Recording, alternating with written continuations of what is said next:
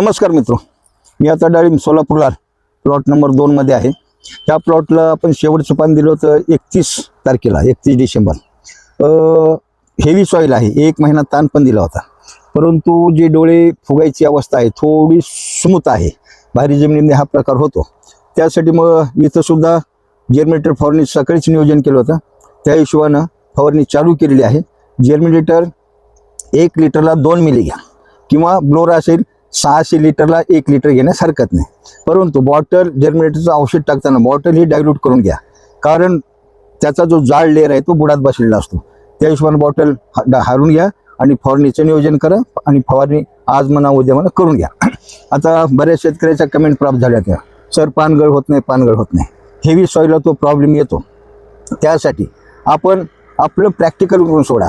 एक इथरेल, दुसरं इथरेल, त्यासोबत 05234 0050 आणि 1 क्युराक्रॉन एवढं एक हात घेऊन त्याला सोडून द्या. ते पानगळ ऑटोमॅटिक होणारच आहे. बघा इथे सुद्धा 31 तारखेला खूप पान होते, हिरवेगार पान होते, परंतु विचार करायचं 1 महिना ताण दिला ना सफिशियंट आहे ताण.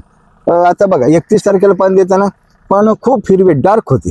आज बघा ते त्याचं काम करत राहतं. आता हे बघा किती पानगळ झाली, आणि जे 1-2 नगण्य पान आहे समजा ते गळून जाणार आहे, त्याची काळजी करायची काम नाही. आपण आपलं प्रॅक्टिकलच करत चला. व्हिडिओ बघा, प्रॅक्टिकलला कुठलीही अडचण भविष्यात तुम्हाला येणार नाही.